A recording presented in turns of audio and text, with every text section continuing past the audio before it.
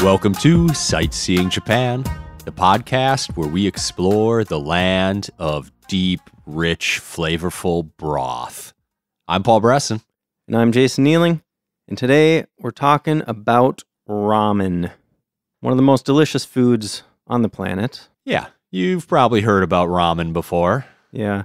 Well, I think most Americans probably think of ramen as those really, really cheap little packets of crunchy noodles and a little seasoning packet, popular with poor college students. Yeah. On that note, I actually thought it was hilarious. When I was searching online for ramen, Google gives you these like suggested questions. Yeah. And over half of them were like, can I survive on only ramen noodles? Or will ramen noodles make me sick? Sad. Yeah, it kind of is. So those are instant ramen. They are the instant, super cheap, not nearly as good version of an actual food. Yeah, we're going to be talking mostly about restaurant ramen, I guess you could say. Right. Yeah, so this is a Japanese noodle soup dish, one of Japan's most popular foods. In Japan, there are ramen restaurants all over the place. You can get a bowl of ramen for anywhere between 500 to 1,000 yen usually, between 5 to 10 US dollars. And basically, just to give you a quick idea of what ramen is, you're going to have wheat noodles served in a meat or sometimes fish-based broth, and it can be flavored in all sorts of different ways and topped with all sorts of different things. There's a vast variety of different types of ramen. All different regions in Japan have their own special variation that they serve. Pretty awesome. Yeah, it's become so popular. There's over 5,000 ramen restaurants, or ramen-ya, in Tokyo alone. You can find ramen. Yes, it will not be difficult if you are in Japan. It'll be hard not to find ramen if you're in Japan. Paul, you want to hop in the Wayback Machine?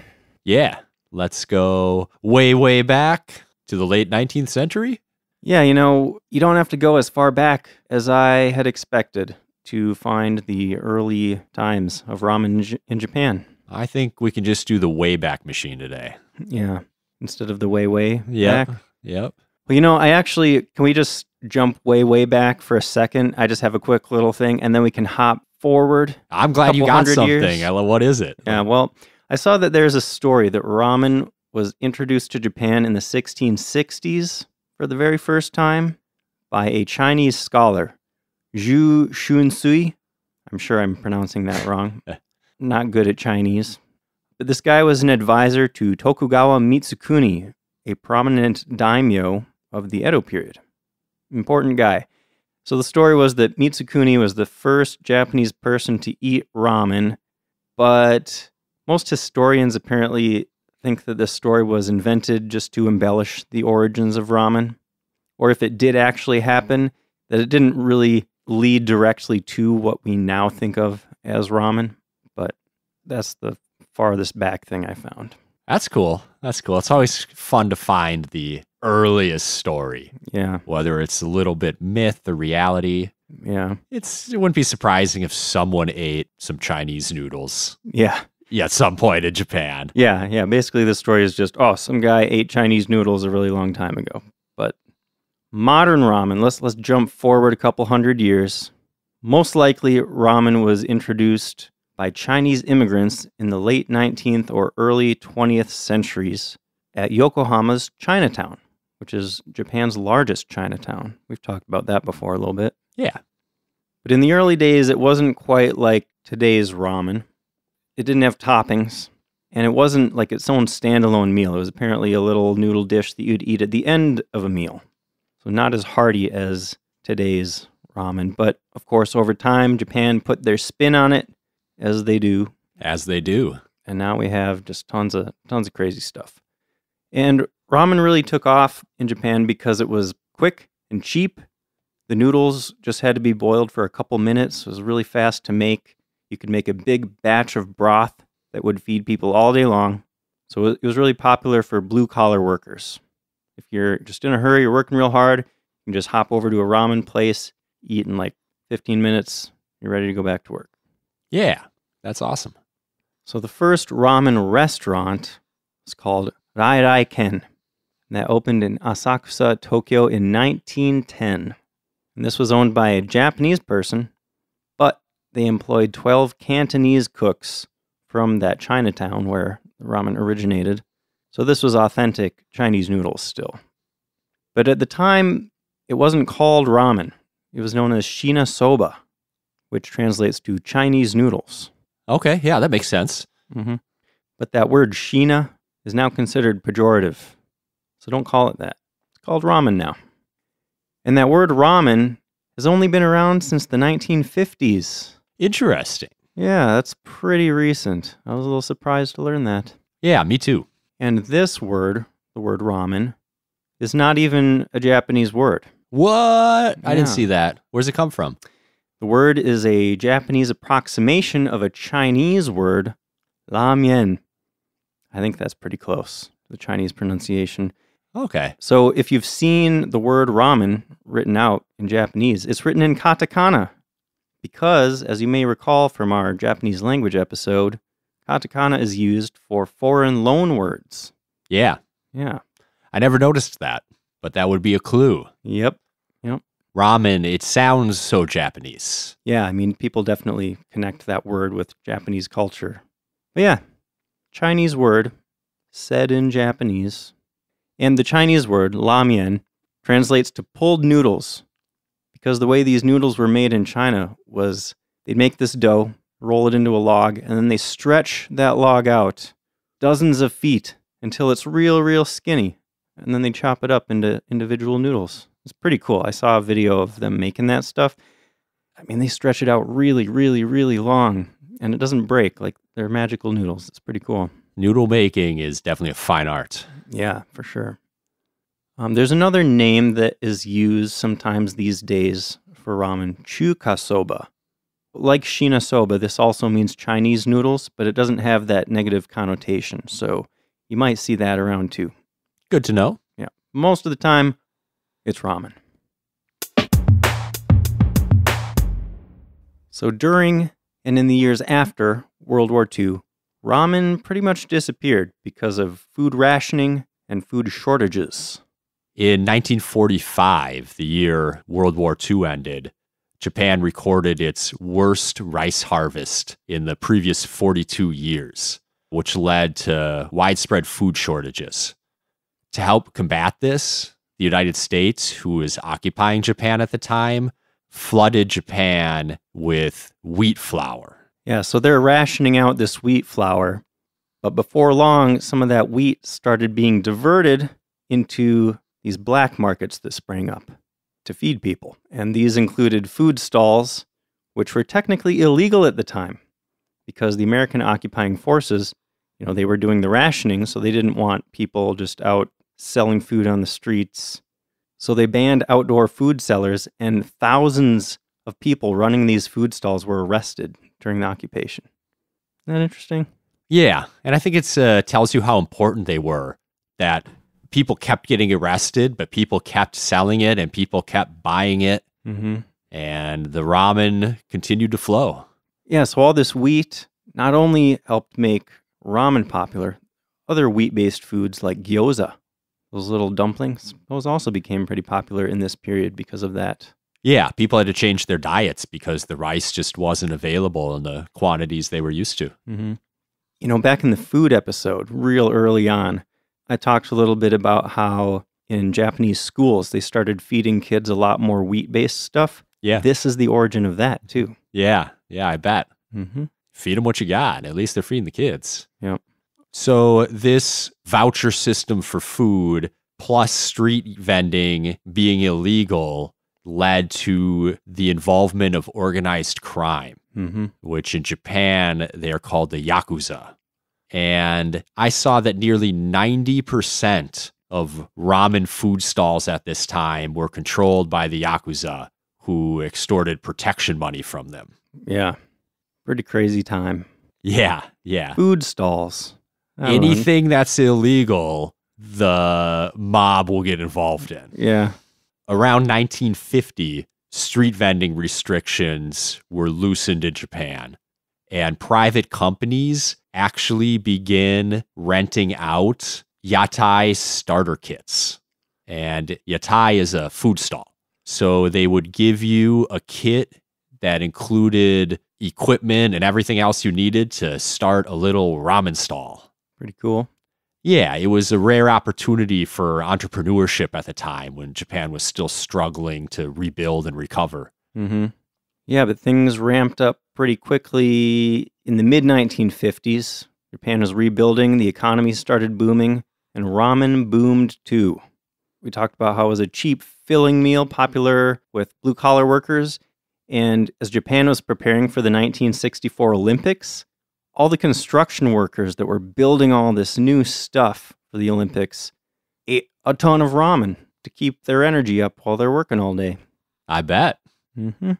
Also, in 1958, a man by the name of Momofuku Ando first invented instant noodles. Yeah, he started the brand Nissin Chicken Ramen, which is still around. Nissin, if you go to the grocery store and buy those little instant ramen packs, Nissin is one of the big brands you'll see. He also was the guy that pioneered the world of cup noodles. Basically, I mean, it's the same thing. It's instant ramen. It's just in a styrofoam cup now. But that didn't come around until 1971. Okay. Yeah. Those are so convenient. Just add hot water. 3-5 minutes later, you're ready to eat some noodles. Pretty amazing and delicious. I bring those to work sometimes. And I want to point out, a lot of people think it's cup of noodles or cup o noodles. Just cup noodles. Next time you have one of those in your hand, just take a look at it. Read it very carefully. It just says cup noodles on there. But in Japan, it's actually not cup noodles. Did you know that, Paul? No, what's it in Japan? Cup noodle. Singular. Oh, it's just one long noodle. It could be. Who knows? I don't think it's quite that, but it's probably because in Japanese, words aren't pluralized. Like they don't have something they put on the end to indicate that there's more than one of that thing.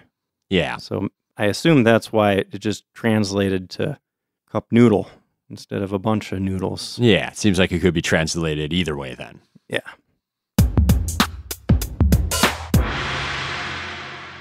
So ramen was popular. And in the 80s and 90s, ramen got even more popular. It was like super trendy. This was when ramen museums opened. And there are several of those we will talk about later. Some ramen chefs became celebrities, like people that are really just known for their super, super awesome ramen. Ramen spread around the world. People in Japan would even wait outside of popular ramen places for hours just to get this legendary ramen that everyone's been talking about. And this is that time period when all these regional variations started popping up. Yeah, leading to a hugely diverse number of types of ramen you can get. Yeah, It's definitely. pretty incredible. Yeah. So these days you can find all sorts of ramen at all different price points, but it's usually pretty inexpensive. Like I said earlier, the 500 to 1,000 yen. So there's your brief history of ramen, but there's a ton of documentation, like a surprising amount of information out there about the history of ramen if you're interested in diving in even deeper. Yeah, it seems to be something people care about a lot, judging by the amount of info that you can easily find. Yeah, definitely. Some things we research, it's a little more difficult to dig stuff up on, Mm-hmm. but not ramen.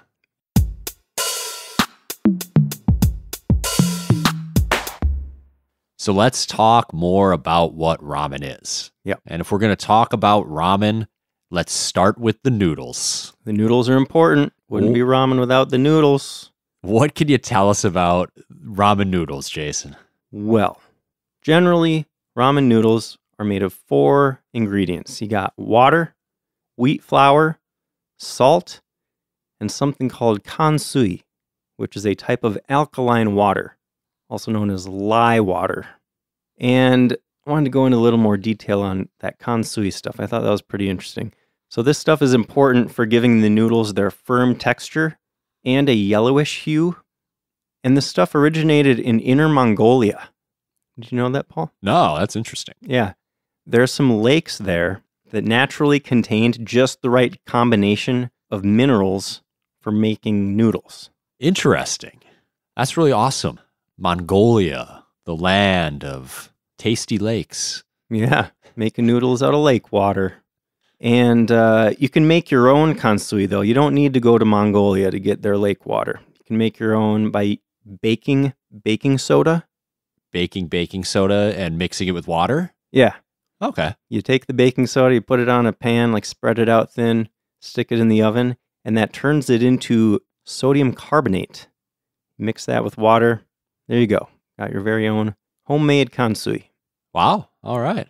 I also saw sometimes eggs are used as substitute for the kansui. Okay. So that's an important element. So once you have your noodles, you can make them in all sorts of different shapes and sizes, and different regions of Japan and different types of ramen kind of call for different types of noodles. You can have flat or round ones. You can have thick or thin ones. You can have straight or wrinkled ones. It can be all sorts of noodles, but they're all made with those same ingredients. Yeah, some restaurants even let you specify the thickness of noodle you want or the doneness of it, whether regular firmness. or extra firm. Yeah, I like them a little extra firm. And traditionally, these noodles were made by hand. But these days, a lot of places have machines that'll make the noodles for them. But the machine still tries to kind of approximate the manual handmade method. Anything else about noodles, Paul? No, that was all I had. Okay, that's noodles. What else is an important element of ramen? That's going to be the soup base or the broth. Yeah, so this broth is really what makes different types of ramen stand apart.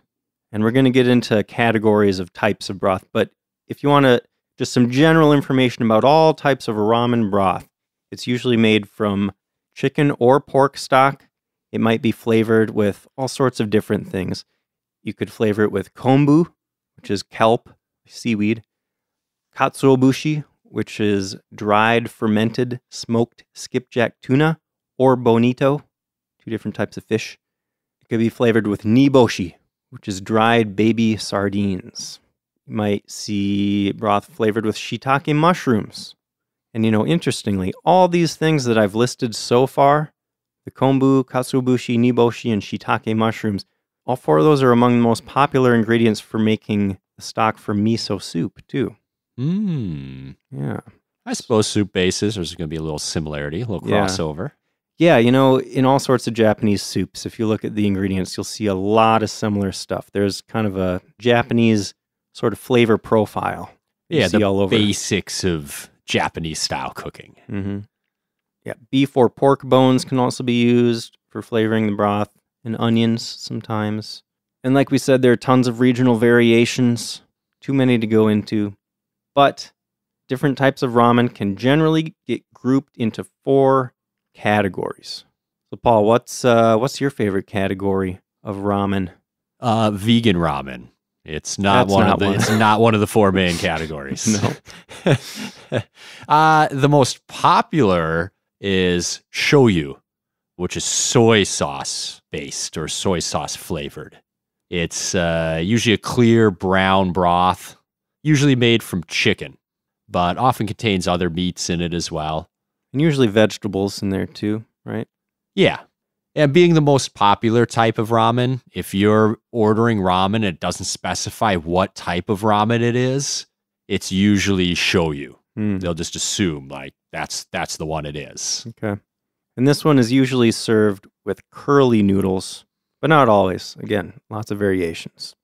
The next one would be shio, which is salt, just salt based. Yeah, this is the oldest of these 4 categories. Yeah, probably the most basic. Yeah. You're going to have a light, clear, yellowish broth made from chicken, vegetables, fish, and or seaweed, and of course, a bunch of salt. Yep. And this one usually has straight noodles, but not always. Okay. Another of the 4 major types is miso ramen, which is made with miso paste. Miso deriving from fermented soybeans. Mm-hmm. This style of ramen was first created in Sapporo, Hokkaido in the 1960s. To give them that hearty soup to get them through the winter is what I heard. It's a little thicker Makes broth sense. base. Yeah. It's a rich and complex flavor with a dark brown soup base. Yep. And usually thick, curly, chewy noodles. You need those thick ones to soak up all that flavor. And the fourth major category, this one's near and dear to your heart, Jason, so I'll let you go with this one. Oh, thank you, Paul. This one is called tonkotsu ramen, and it is amazing. And I want to point out, a lot of people confuse this with something called tonkatsu. Tonkatsu, tonkotsu, they sound very similar, but they're very different things. So tonkotsu ramen is pork bone ramen. The tonkotsu means pork bones. Tonkatsu is a breaded, fried pork cutlet, which is popular served with curry or on its own with shredded cabbage. It's a popular food in Japan too, but very different from the tonkotsu ramen. Tonkotsu ramen is particularly popular in Kyushu. Yeah, it was actually created in Fukuoka, where it is known as Hakata ramen. Hakata is the central ward of Fukuoka. Okay. Named after that. Yeah, name it after yourself if you invent it, right? Sure. That's cool. And tonkotsu ramen, the reason it is so incredible and my favorite type of ramen is it's thick and creamy. And it's a cloudy broth because, like I said, it's made from pork bones. And you boil those pork bones for a really, really long time. So all the fat and collagen just kind of falls apart and becomes a part of the broth. And there's just so much flavor in there. Sometimes they boil those bones for up to 20 hours. Like it's not an easy type of ramen to make on your own in your kitchen. It kind of only makes sense for restaurants that are making like a big batch of it. You know what I mean? Yeah. Otherwise, it's a lot of work to make. Yeah. It's so good. If you're in Japan, make sure to try some tonkotsu ramen. You won't regret it. So those are the main 4 categories of ramen, but there is another one I wanted to mention that you see sometimes these days called kare ramen, curry ramen. So this type of broth is usually made with pork bones and veggies and seasoned with curry. Curry is another very popular food in Japan. Yeah. Curry noodles, I'm into it. Mm-hmm. The broth is almost like a mix. It's like halfway between ramen broth and actual curry because it's going to be like pretty thick, like even thicker than tonkotsu ramen usually. That sounds awesome. Yeah. And they use those thick, curly noodles too to make sure you're picking up as much of that broth as possible. Yeah, okay. Mm-hmm. So we covered noodles, covered broth, but that's not all there is in ramen. What else we got, Paul? There's going to be toppings. You got to dress it up a little bit. Yeah. I will cover some of the veggie toppings here. Okay. Green onions. In Japan, they call it negi. And I mean, green onions isn't a real specific term. A lot of different species are called green onions in different places around the world. But negi is a specific species that you don't really see in the U.S. It's very closely related to what we call green onions, but not quite the same thing. Also, bean sprouts. Mm-hmm. Very healthy and delicious. They are. Bamboo shoots. Yeah, often fermented bamboo shoots. Like there's a specific way they prepare them. Those are called menma. Just one more way bamboo is used. Mm-hmm. Delicious bamboo. Corn. I thought that was interesting. Corn in soup. Yeah. You'll especially see that one in miso ramen, like that Sapporo style we were talking about. Often topped with a little slice of butter Mm-hmm. that melts into the soup. Yeah. Also, nori, which is seaweed, Mm-hmm. is a common add-on or topping. Yeah, a lot of times they just slice up a couple little squares of seaweed and kind of have it poking out the side, so it's still like crispy. Got to have that presentation. Yeah. Looks beautiful. Yeah. And that texture, it's just nice to have a little bit of the crunch from the seaweed. Or, I don't know, sometimes I like to drown it and just it soaks up all that broth. It's good that way too. Yeah. Everyone's got their own little style of eating. Mm-hmm. Those are the common vegetables that I saw. I just have one more Oh, yeah? that you didn't mention. Beni shoga. What's that? That is red pickled ginger. And this is popular in a lot of different types of Japanese food. You might have seen it on gyudon, like a beef rice bowl. Okonomiyaki, sometimes you'll see a little bit on top of there. It's like, Paul's giving me this look like he's not quite sure what I'm talking about. Well, I think I know what you're talking about, but they're putting it in the ramen? Yeah, just a little bit on Just top, like little, kind of as a little garnish. shavings or like the full slices? It's so benishoga specifically is that type where it's bright red and they're sliced into these thin little strips. You know what I'm talking about? Okay, yeah. You'll see it Yeah, I on see that. yakisoba a lot of the time. That's a really common place to see it. Fried noodles, they'll just have this little tiny pile of bright red ginger. Okay, yeah. That's cool. Yeah, it's pickled ginger, but it's not the same as the pickled ginger you see for sushi. Different type of thing. Okay. Well, now that we've talked about the veggies, why don't you tell us a little bit about the meat Okay. and the all-important eggs? Yes. So one common thing, especially in that tonkotsu ramen that I'm so obsessed with, something called chashu, which is pork that is braised in a mixture of soy sauce, sake, mirin, sugar, ginger, that negi, green onion type stuff. Basically, they just boil this meat for a real long time so it gets super tender and it's infused with all these different flavors. And then they slice it real thin and put it on top of the ramen. And it's so good. I mean, it just melts in your mouth like it's like the most tender meat you've ever had, probably. Really good stuff. And then the eggs that you were talking about, you got your seasoned boiled eggs. So these are usually soft boiled. So the yolk is still creamy. Often you'll see the outside of the egg, like it might look a little brown. There's a mixture that they make of soy sauce and mirin. I should probably say what that is. I mentioned that before, and I'll say it like an American. Mirin, M-I-R-I-N, is, you can kind of think of it as a little similar to sake, but it would be sweeter and less alcoholic. Really, really common in all sorts of Japanese foods. Soy sauce and mirin together, two of the most common flavors you'll find in Japanese food. Yeah, it's like a cooking wine. Yeah, you could call it that. So yeah, they use the soy sauce and mirin, marinate those eggs in it just to give them a little extra flavor. Okay, interesting. Yeah. You'll also often see something called kamaboko, which is translated a lot of the time as a fish cake, which I feel like for a lot of people doesn't really tell you anything. Like it tells you it's made of fish, but what is a fish cake? Yeah, if you didn't know what a fish cake was, you'd be like, what? Yeah. So basically they have this fish paste that they form into these little logs, sort of. Well, that doesn't really sound much better. Grab a log of fish cake. Yeah.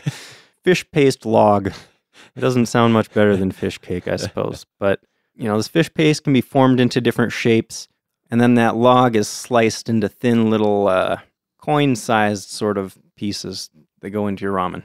Yeah. One of the most common types you'll see is it looks like a little white flower, sort of. Maybe the size of a quarter or so. It's like a white thing, and it has a little pink spiral in the middle. Have you seen those, Paul? Yeah, I have. So that type is called narutomaki because this is kind of fun. I have some fun facts about this stuff. That pattern, the spiral, is meant to resemble the Naruto whirlpools, which are these famous whirlpools in the Naruto Strait, which is a body of water that divides Shikoku from Awajishima, another island of Japan. But if you're an anime fan, you've probably heard of an anime called Naruto, one of the biggest ones ever, perhaps. Yeah. And on his headband, he's got a little spiral on there because his name comes from that same place, those Naruto whirlpools. Isn't that fun? It is. So those are definitely not all of the toppings that you could possibly see on ramen, but those are some of the more popular ones. And if you eat at a ramen restaurant, a lot of times you'll see a bunch of seasonings kind of sitting out in front of you that you can just throw in to season your ramen as you see fit. For example, white pepper, pretty common to see. Black pepper, perhaps. Chili pepper, if you need a little spice. Sesame seeds are really common. Even ground up sesame seeds, so they're releasing all that flavor. You might find crushed garlic. I'm pretty sure at the one I went to in Fukuoka, they had like just little peeled garlic cloves and a little crusher. You could crush your own garlic. Maybe that's somewhere else. Saw that somewhere. That's cool, though, wherever that was. Yeah. And shichimi togarashi is something you'll see, not even just with ramen, but with all sorts of Japanese soups. And this is a 7-spice blend. Definitely worth trying out if you come across it. It's got a lot of different types of flavors in there. You got chili pepper in there. There's some like citrus kind of flavor. Huh. Like if you smell it, you can smell a little bit of like orange kind of flavor in there. Okay. You'll see sesame seeds in there, other stuff. Good stuff. A little spicy though. Be careful with it if you're not big on spicy things. Nice warning there. It's good to know. Yeah. So ramen is considered a full meal, and you'll often just eat a bowl of ramen. Yep. But you're at a ramen restaurant, you can get some side dishes too. Sure. The most common one you've already mentioned, gyoza, Yeah. another wheat-based food. So the two have always kind of gone together, I guess, in Japanese society, at least going back for a while. And importantly, don't forget a cold beer. Cold beer with a hot bowl of ramen is just a really good pair. Oh, man. Now I wish I was sitting in a ramen restaurant right now because that just sounds amazing. Me and you over 2 bowls of ramen with some gyoza in between us and a couple cold beers. We need to make that happen ASAP. What are you doing tomorrow night? Eating ramen, baby. All right. So, if you're in Japan and you're hankering for some ramen, you've got a lot of experience with this, Jason. Where's the best place to go? Well, you'll probably want to find a ramen-ya, a place that sells ramen. Like they specialize in ramen. That's where you're going to find the real good stuff because they do one thing and they do it well. And, you can look for the word ramen written in English, or if you look up what that word ramen looks like in katakana, the way it's written in Japanese, you will see those places everywhere. Like once you can recognize that word, you'll notice pretty much every block that you walk down, there's going to be some sort of ramen place. Yeah, if you're by a train station or a busy road or you're in an entertainment shopping district, you're going to find one or 20. Yeah, and I believe there are Michelin star ramen restaurants that you can find. Like if you want to look it up and find, a real famous one, those are around. That's awesome. And we've talked about Michelin stars before. Yeah. Given out to the best restaurants in the world. Yep. There are, just a bunch of little mom and pop ramen shops. Oh, that's a fun rhyme. Yeah, that was cool. Mom and pop ramen shop. Those are all over the place. There are also some ramen chains. There's one called Ichiran, which I love. A lot of people hate on it because it's a chain. It's kind of like the McDonald's of ramen shops, people like to say, but their tonkotsu ramen is really, really good. Like I went to ramen shops in Fukuoka where tonkotsu ramen was created, and some of them I didn't think were quite as good as Ichiran. Interesting. Yeah. It's nice to know you're going to get probably the same flavor, a very similar flavor, no matter where you are in the country going to one of those stores. Yeah, it's consistent, delicious, really quick and easy. Like this place, a lot of ramen shops, especially in big cities, they'll have a little vending machine selling tickets. You buy a ticket for the type of ramen you want. If you want extra toppings, they have separate tickets that you can buy for that. And you just hand over your tickets and they bring you what you ordered. So you don't have to talk to anybody. Like it's really simple, quick and easy. Yeah, in my experience, ramen shops are pretty small, but I read that most of them have at least a number of tables too to go along with the bar, the ramen bar. Yeah. Is that your experience? Yeah, I mean, they can be laid out in all sorts of different ways. Ichiran, they have like these aisles, and on both sides of the aisle, there's just rows of seats. There are places that are just like ramen bars, like sushi bars. It's just a similar sort of thing. A limited number of seats, pretty small place. I've been to other places where, they had the bar type thing, and then they also had another section with tables. So it varies. Yeah, a lot of variety in what ramen shops are going to look like. Okay. And I think we might have mentioned earlier in the intro that you can find ramen at many restaurants that don't specialize in ramen too. Sure. It's often a menu item. And you get ramen 24/7 at convenience stores. It's often going to be the instant variety. Yeah, I mean, they'll have a lot of those. A lot of times, one side of an aisle is completely dedicated to instant ramen. They got a lot of different flavors. Yeah, the amount of choices is staggering. Yeah. And they'll warm it up for you there, and you can walk out the store eating ramen. Now I don't know. Talking about this does make me curious about that Google search you were talking about. Like, can you just survive on ramen?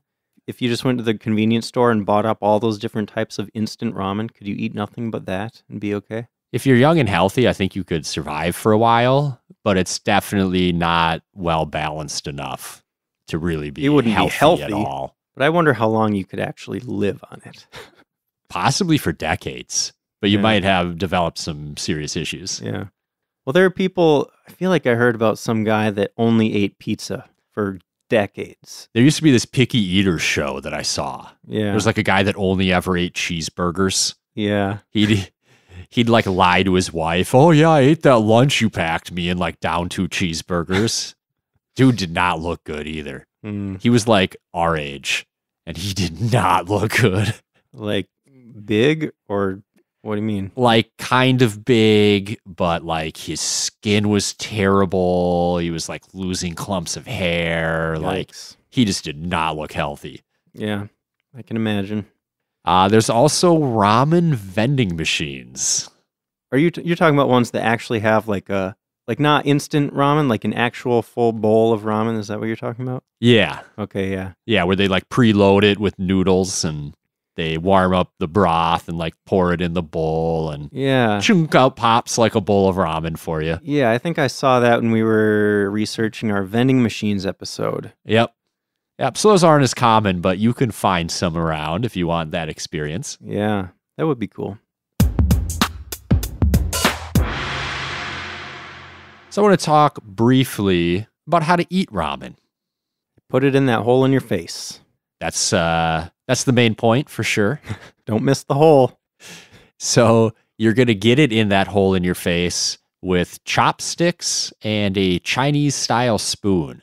The spoon can help you drink that delicious broth and with the small toppings if you've got corn or whatever floating around in the soup. Yeah, here's a tip. Because it's easy sometimes to forget about the broth and just slurp down all those noodles and then you just got a bowl of broth left. But that broth is so tasty and such an important part of the dish. Like, make sure you're scooping up a bunch of that broth and pouring that into your face hole too, because you don't want to miss out on that. That's something I recently figured out too. Eat a couple scoops of noodles and then drink some broth. Yeah, as you go. Yeah, and if you're really into that broth, don't be afraid to lift that bowl right up to your face hole and tip it just right on in there. Just let it cascade down your throat. Oh man, I'm getting so hungry. Ramen should be eaten quickly as the noodles can get soggy. So don't wait. Start stuffing it down your face as quickly as possible. Yeah, it's definitely best fresh. You'll even notice if you get a bowl of ramen, the end of that bowl doesn't taste quite as good as the very first few bites. If you're looking at the bowl going, oh, it's so hot though, how am I going to eat this? Well, you're in luck because it's perfectly okay to slurp your noodles in Japan. Yeah. So as you slurp your noodles into your mouth, it cools them off a little bit and supposedly enhances the flavor. Don't really know how that one's possible. I can imagine it like aerating the broth a little bit. You know what I mean? Okay, like the more air that's mixed into a liquid, the more you get the flavor spreading out across your tongue. Maybe makes it pop a little more. Sure. That's like, they have wine aerators that are supposed to make the wine taste better by adding air to it. I didn't know that. Yeah. Interesting. And the last note I have is it is okay to leave the broth unfinished, but if you completely empty your bowl, it is considered a compliment to the chef. Sure. And I want to add one thing too. Before you start putting that stuff in your face hole, is it gross that I keep saying face hole? It's just, I like that. I mean, we're talking about mouths. There's a few holes in your face, but I think everyone understands. The big one. The big face hole.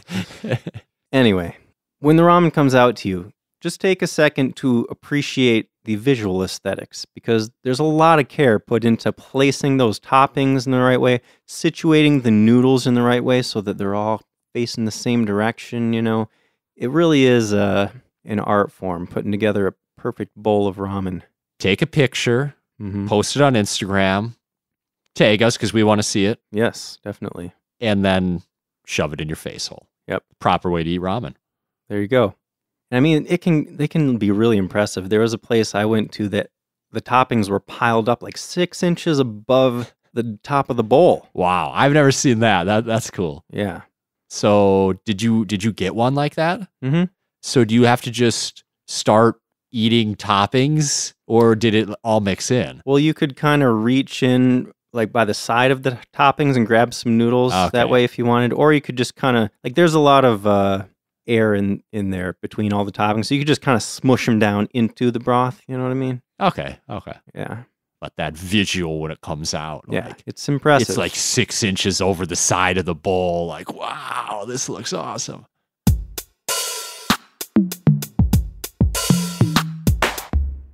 So I have a few other ramen type things that I wanted to mention.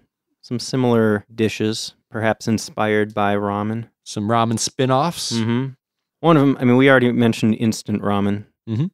It's hard to overstate how important or huge instant ramen is in Japan. Yeah, I mean, they were a big deal when they were invented, and they're still a big deal.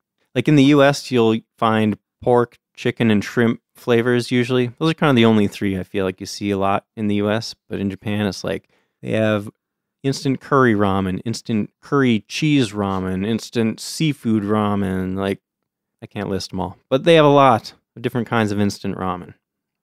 Another ramen type thing is something called tsukemen. It's basically if you took a bowl of ramen and you took out the broth and put that in a separate bowl. Okay. That's tsukemen. Okay. You So kind of like dip the noodles. Right.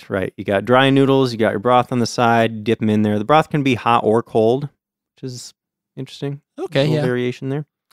There's also something called mazemen, which is similar, except there is no broth. It's like dry ramen. You just got the noodles and a bunch of toppings, and you just mix them all together in your bowl and eat it that way. Okay, yeah, I'd try that. Yeah. So that's all I got. Some variations on ramen. So if you're in Japan and you're into ramen, there's some ramen-related attractions that you can check out. The first one I would recommend is a place that Jason and I have been to, the Yokohama Cup Noodle Museum. Yeah, that place is super cool. It was awesome. And I mean, obviously, this is specifically about instant ramen. Well, even more specifically, the instant ramen in a styrofoam cup noodles. And you can actually make your own there. You get your own little styrofoam cup. You get markers. You sit down at a table and you can decorate it however you want.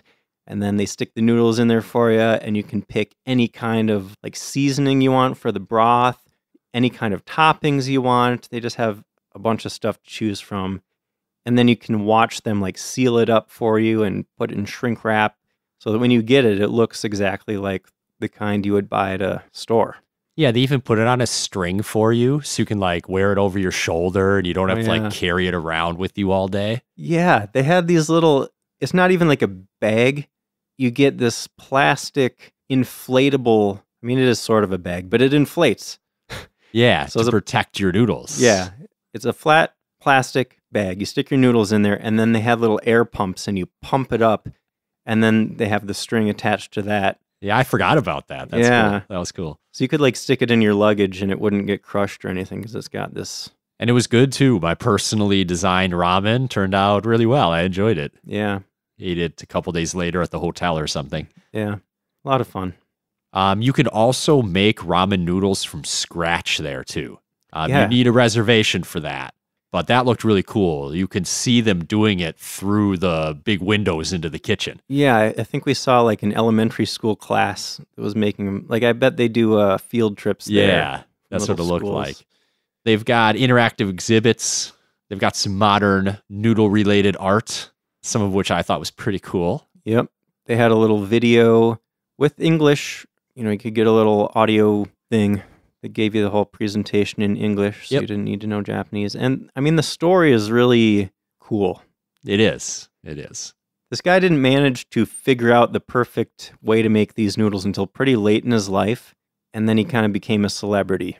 Yeah, I don't even know if he started trying to make instant noodles until he was in his 40s or something already. Yeah, or maybe even 50s. And it took him like 4 or 5 years to really get it right. Yeah.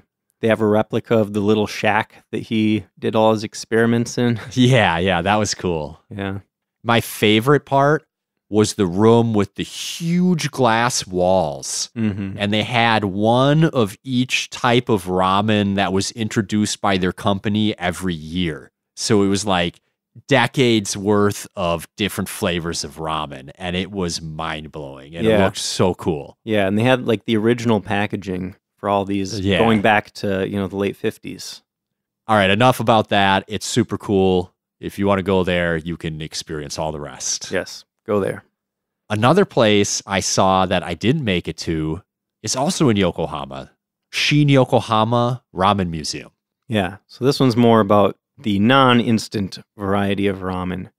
And I saw that they actually have a section in there where it's like this whole floor is made to look like a 1960s street in Japan, and it's just filled with ramen restaurants. Yeah. And each restaurant has a different type of regional ramen that they specialize in.